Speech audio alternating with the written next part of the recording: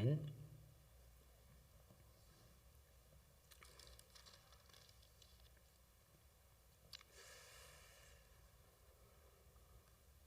네, 모두 21장으로 이루어져 있는 사사기 전체를 우리가 함께 지금 살펴보고 있습니다. 새벽마다 살펴보고 있는데 이 사사기 전체적으로 볼 때에 지금 서론 부분을 서론 본론 결론으로 저희가 사사기를 생각해 볼 수 있는데 이 서론에 해당되는 부분을 오늘 함께 보고 있습니다. 크게 이 서론을 다시 두 부분으로 나누어서 살펴보고 있습니다. 지난 시간까지 우리가 1장을 중심으로 해서 서론의 한 부분을 보았고, 또 오늘 본문에 해당되는 이 2장, 엄밀하게 말하면 3장 6절까지의 부분이 또 서론의 나머지 절반이 되겠습니다. 여호수아가 죽은 후에 이 가나안 땅에서 점점 쇠퇴해 가고 있는 이 이스라엘의 모습을 우리가 지난 시간 1장에서 보았습니다. 군사적인 측면에서 쇠퇴해 가고 있는 이스라엘의 모습이다 말씀을 드렸고, 그리고 오늘 본문에서는 2장을 중심으로 여호수아가 죽은 후에 가나안 땅에서 점점 쇠퇴해 가는 이스라엘의 그 영적인 측면의 모습을 이라고 그렇게 말씀을 드렸었습니다. 그런데 이것을 또 다르게 말씀을 드리자면 1장은 이스라엘의 백성들의 관점에서 본 것이라고 할 수 있고, 그리고 2장은 여호와 하나님의 관점에서 본 것이다라고 말씀드릴 수 있겠습니다. 1장은 그들에게 있었던, 백성들에게 있었던 어떤 사사시대의 보고라고 한다면 2장은 이에 대한 하나님의 해석이다라고 볼 수 있습니다. 1장과 2장이 이렇게 서로 밀접하게 연결이 되어 있습니다. 그래서 동전의 양면과 같다라고도 그렇게들 말씀을 드릴 수 있습니다. 다시 말씀드리지만 여호수아가 죽고 난 이후에 이스라엘 백성들은 가나안 땅에서 점차적으로 쇠퇴하고 있었습니다. 모세와 여호수아를 따라 가는 곳마다 승리를 경험했었던 그 이스라엘 백성들의 모습은 이제 사라졌습니다. 실패를 거듭하고요. 그리고 점점 약해져만 가는 이스라엘이 되어버렸습니다. 그러한 가운데 오늘 본문 2장 1절부터 5절을 보시면 먼저 한 이야기, 흥미로운 이야기가 등장하고 있습니다. 여호와의 사자가 길갈로부터 복임으로 올라와서 이스라엘 백성들을 꾸짖습니다. 때때로 성경에는 이와 같이 천사 혹은 여호와의 사자가 등장할 때가 있습니다. 그들이 성경에 나와서 하는 역할이 있다면 하나님의 뜻을 전달하는 것입니다. 그러나 성경에서 보통은 하나님께서는 사람을 세우십니다. 사람을 세우셔서 하나님의 그 뜻이 어디에 있는지 그의 백성들에게 전해주시는데, 오늘은 여호와의 사자가 등장하고 있습니다. 우리 먼저 1절 말씀 앞부분을 한번 보시겠습니까? 앞부분을 보면 이렇게 됩니다. 여호와의 사자가 길갈에서부터 복임으로 올라와 말하되 라고 말합니다. 여호와의 사자가 말씀을 전해주고 있습니다. 그런데 어디에서 왔는지 성경이 명시하고 있는데요. 그곳은 바로 길갈입니다. 앞 세대, 그러니까 지금 이 사사기를 이끌어가고 있고 사사기의 주인공이라고도 할 수 있는 이 이스라엘 백성들의 어쩌면 부모님 세대라고도 할 수 있고 그 이전 세대라고도 할 수 있는 이 앞 세대, 이들은 여호수아의 인도를 받았던 세대들입니다. 이들이 할례를 받았던 곳이 바로 이 길갈이었습니다. 그래서 여호수아의 말씀을 보게 되면 여호수아 5장에서 그런 내용을 우리가 볼 수가 있는데요. 할례를 받았던 곳입니다. 하나님의 백성이 앞세대가 할례를 받았던 곳이 길갈인데, 할례는 여러분 무엇이죠? 할례는 언약의 표징이라고, 그죠? 우리 창세기에서 또 그렇게 볼 수가 있습니다. 할례 받은 너희는 더 이상 애굽과 또 그 우상들의 종이 아니다라는 것입니다. 이제는 여호와의 백성, 내 백성이 되었다라고 하는 것이 이 할례에 담겨 있는 의미입니다. 그러한 선포가 이루어졌던 곳이 길갈이고, 또 여호수아의 인도하에 애굽의 수치를 물러가게 한 곳이 길갈입니다. 그러니까 다른 곳도 아닌 길갈에서 여호와의 사자가 지금 올라온 것이죠. 여호와의 사자가 올라온 것은 어떤 의미이겠습니까? 바로 하나님 백성됨의 조건이 바로 하나님 백성됨의 조건인 이 언약을 상기시켜 주는 것입니다. 길갈에서 여호와의 천사가 올라왔다는 것이 그런 의미가 있습니다. 올라온 지명으로 언약을 상기시켜 주는 여호와의 사자가 역시나 언약에 관해서 그들에게 다음과 같이 말합니다. 여호와는 너희를 애굽에서 구원하였고 족장들과 맹세한 대로 약속의 땅으로 인도하셨다. 또 시내 산과 세겜에서 너희와 세운 언약을 영원히 어기지 않을 거라고 말하지 않았느냐? 그리고 그때 너희에게 요구했던 두 가지 의무를 기억하고 있지 않느냐라고 그렇게 묻습니다. 그 의무는 두 가지인데, 첫째는 이 땅의 주민과 언약을 맺지 않는 것, 그리고 둘째는 그들의 제단을 허는 것. 이 두 가지를 내가 당부했었지 않느냐라고 이야기합니다. 그러면서 그런데 이게 어떻게 된 일이냐라고 이스라엘 백성들에게 묻습니다. 너희가 다른 건 할 줄 몰라도 상관이 없다고 하나님께서 신신당부를 하셨었습니다. 그런데 너희가 잊지 말아야 할 것이 한 가지가 있다. 그것은 언약의 내용, 나와 맺었던 이 언약의 내용을 잊지 않고 지키는 것이다라고 하나님은 계속해서 세대를 거듭하면서 이스라엘 백성에게 말씀하셨습니다. 하나님의 언약을 저버린 이스라엘 백성들의 모습을 우리가 1장에서 보았습니다. 쫓아내지 않은, 가나안 족속을 쫓아내지 않은 그러한 이스라엘 백성들은 하나님의 언약을 저버린, 그리고 하나님께로부터 등을 돌린 이스라엘이라고 말씀드릴 수 있습니다. 그러한 이스라엘 백성들을 향해서 하나님께서 오셔서 책망하고 또 탄식하는 내용이라고 할 수 있습니다. 그리고는 또 이렇게 말씀합니다. 언약을 지키지 않을 때 그 결과로 주어질 것이라고 했었던 재앙을 다시 한번 언급합니다. 3절을 보시기 바랍니다. 내가 그들을 너희 앞에서 쫓아내지 아니하리니 그들이 너희 옆구리에 가시가 될 것이며 그들의 신들이 너희에게 올무가 되리라 말씀합니다. 이러한 여호와의 사자가 한 말에, 그 말을 들은 이스라엘 백성들은 소리를 높여서 울었다고 성경은 말합니다.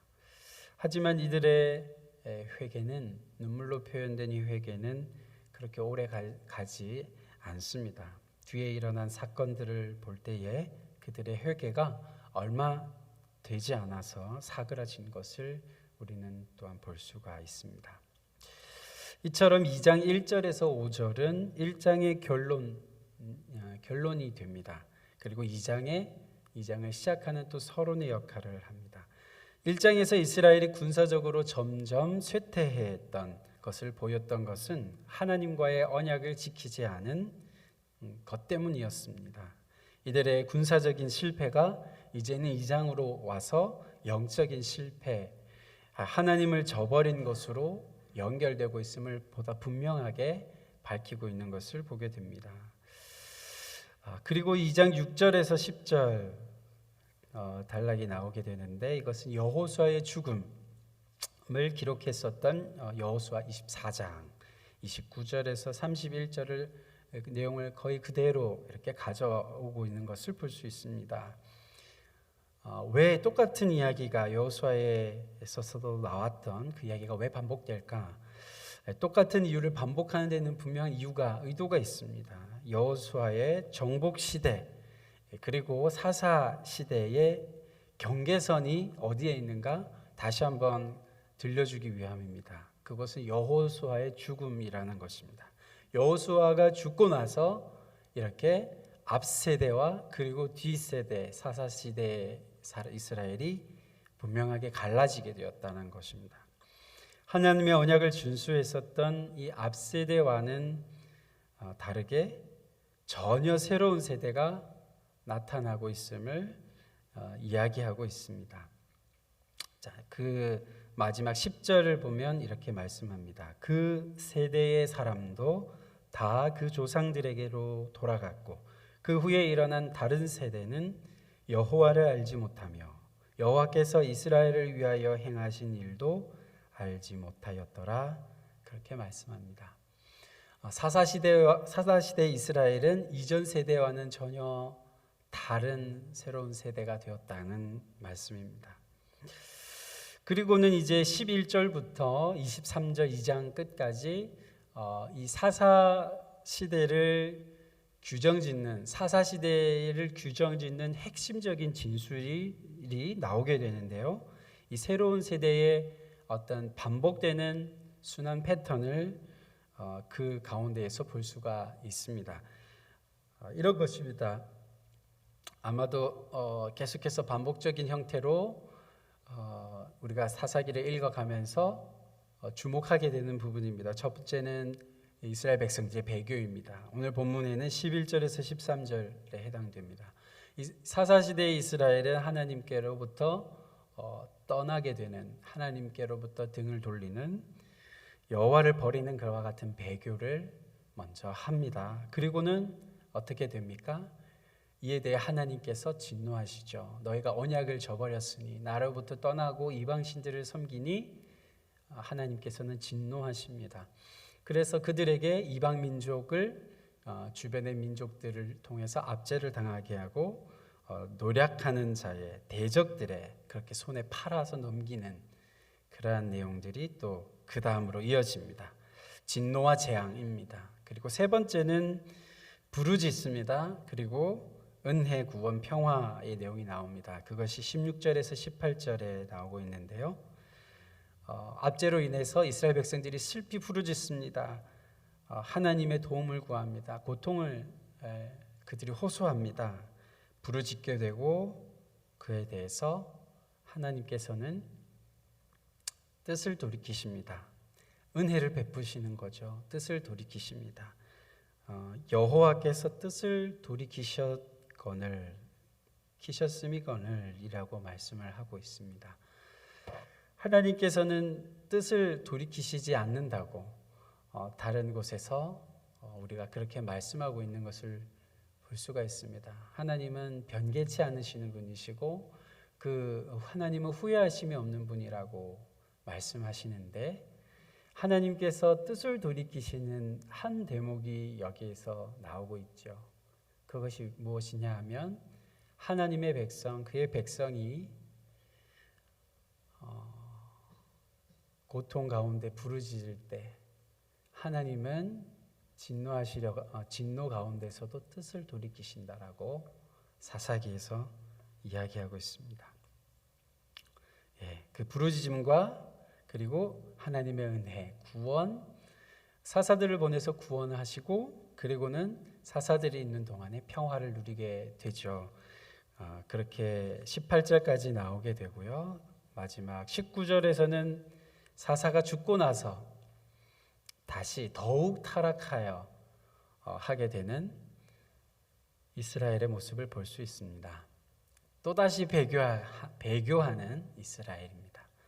이와 같이 배교로부터 시작해서 진노와 재앙, 그 다음 부르짖음과 하나님의 은혜를 베풀고 구원하고 평화로 이어지다가 사사가 죽고 나면 다시 더욱 타락하고 있다는 것이 오늘 19절에서 사사시대를 특징 짓는 이 핵심적인 모습들이다라고 서론으로 2장 가운데 이렇게 사사기를 읽는 우리들에게 하나님께서는 들려주십니다. 이처럼 이와 같이 반복적으로 일어나고 있는 이 패턴들을 따라서 사사시대가 흘러가게 됩니다. 그런데 이런 또 2장의 오늘 본문의 2장 마지막 부분은 시험이라는 주제를 이야기합니다. 내가 그렇게 남겨둔 이방 민족들은 너희를 시험하기 위함이다. 그렇게 말씀합니다. 처음에는 이 이스라엘 민족, 가나안 민족들, 이방 민족들을 너희들이 쫓아내지 않았다라고 우리 1장에서 불신앙의 모습이라고 살펴보았지만 그 이후에 이들의 불순종이 시작된 이후에 하나님께서는 이렇게 말씀하시는 거죠. 내가 이제 이 민족들을 나도 쫓아내지 않을 것이다 라고 말씀하시는 것입니다. 사사시대 동안에 가나안 민족들, 이방 민족들을, 가나안 땅에 있는 이 여러 민족들을 쫓아내지 않겠다고 하나님께서 다짐하고 있습니다. 그러면서 그 이유를 들려주신 것이죠. 그 이유는 너희를 시험하기 위함이다 라는 것입니다. 어떤 시험, 목적의 시험이냐 하면 너희가 나의 말에 순종하는지 아니한지를 시험하기 위함이다라고 그렇게 2장 23절까지 마지막이 되겠습니다. 그리고 3장 1절에서 6절을 보게 되면 그 시험에 대한 좀 더 구체적인 내용이 나오고 그 결과로 5절 6절을 마지막으로 들려주면서 이제 이 서론이 마무리됩니다. 우리 그 결론을 한번 같이 읽어보기를 원하는데요. 우리 5절과 6절 말씀 우리 한번 같이 한 목소리로 읽겠습니다. 시작. 그러므로 이스라엘 자손은 가나안 족속과 헷 족속과 아모리 족속과 브리스 족속과 히위 족속과 여부수 족속 가운데 거주하면서 그들의 딸들을 맞아 아내로 삼으며 자기 딸들을 그들의 아들들에게 주고 또 그들의 신들을 섬겼더라.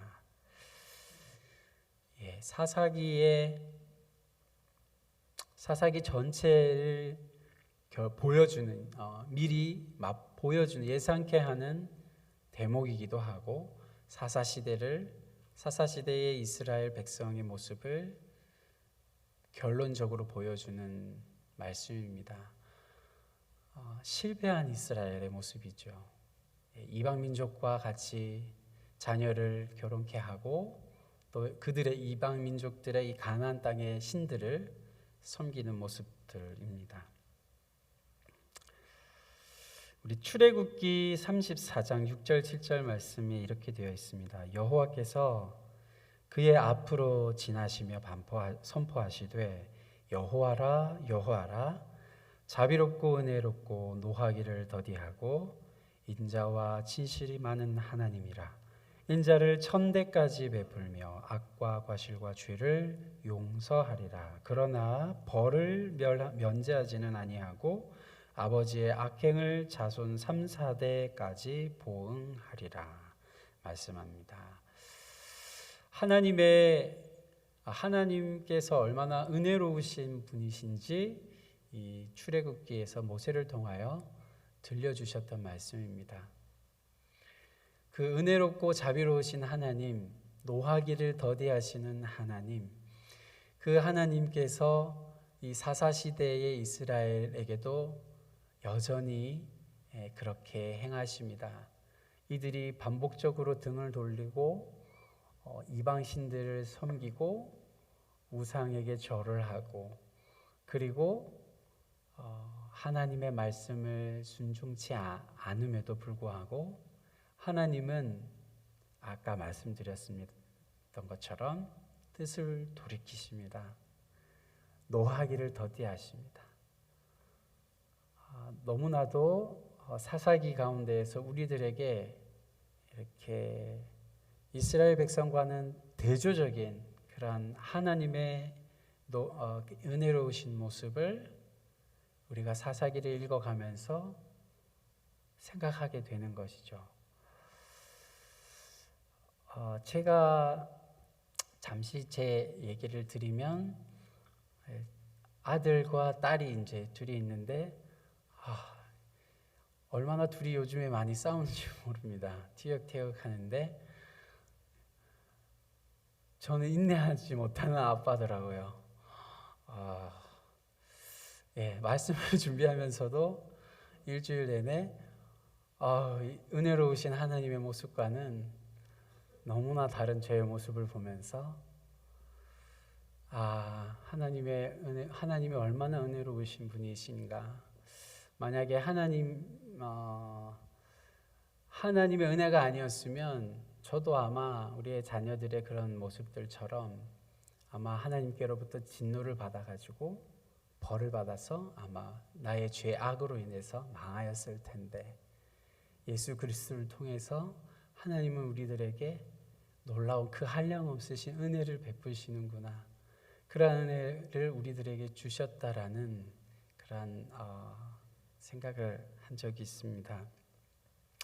하나님께서는 방금 말씀드린 출애굽기 34장에 1000대까지 은혜를 베푼다 말씀을 하셨고, 벌은 재앙은 그 3, 4대까지만 그렇게 베푼다라고 말씀을 하셨습니다. 너무나도 은혜로우신 그 하나님의 모습을 우리는 기억해야 할 줄로 믿습니다. 신실하지 않은 사사시대의 이스라엘 백성들, 그리고 신실하신, 오히려 그에 반해서 너무나도 신실하셔서 뜻을 돌이키시는 모습을 계속해서 보여주시는 하나님의 모습, 하나님의 그 은혜를 우리가 기억하면서 또 오늘 하루도 또 오늘도 믿음의 걸음을 내딛으시는 그런 여러분의 삶이 되실 수 있기를 바랍니다. 하나님의 그 은혜로 오늘 하루도 살아가시는 저와 여러분이 될 수 있기를 바랍니다. 기도하시겠습니다. 하나님 아버지, 저희들의 죄와 허물이 너무나 많지만 하나님께서 이 사사시대의 이스라엘의 그 모습처럼 벌하지 아니하시고 완전히 있는 그대로 우리를 멸하지 아니하시고 우리들에게 은혜로 날마다 저희들을 지켜주시고 또 저희들에게 예수 그리스도를 통해서 그 놀라우신 주님의 은혜와 사랑을 누리게 하신 하나님 감사합니다. 하나님의 그 은혜가 얼마나 놀라운 것인지, 그 은혜가 얼마나 높고 깊은 것인지 주님, 저희는 다 헤아리지 못합니다. 그러한 저희를 긍휼히 여겨주시고, 그리고 저희들을 실제로 긍휼히 여기시며 지금도 저희들을 붙들고 저희들을 멸하시지 않고 저희들을 당신의 사랑의 손길로 저희들을 살려주시고 지켜주시고 그 은혜 가운데 살아가게 하신 하나님, 하루하루 저희들의 삶 속에 그 하나님의 은혜와 사랑을 기억하며 살아갈 수 있도록 조금 어제보다 더 나은 오늘의 삶이 될 수 있도록 인도하여 주시옵소서. 하나님의 그 은혜를 그리하여 우리의 삶 속에 증거하고 그 하나님의 사랑을, 그 은혜를 우리의 삶을 통하여 이 땅 가운데 보여줄 수 있는 그러한 우리들의 삶이 되게 하여 주시옵소서. 하나님, 기도의 제목을 따라 또 주님 앞에 기도하며 간구하며 드리는 그 모든 기도 소리를 주님이 아침에도 들으시고 임의하시고 하나님께서 응답하여 주시옵소서. 하나님, 오늘 하루의 삶도 주님께서 그 은혜의 손길로, 사랑의 손길로 지키시고 인도하여 주실 것을 또한 감사드리며 모든 말씀 예수님의 이름으로 기도드립니다.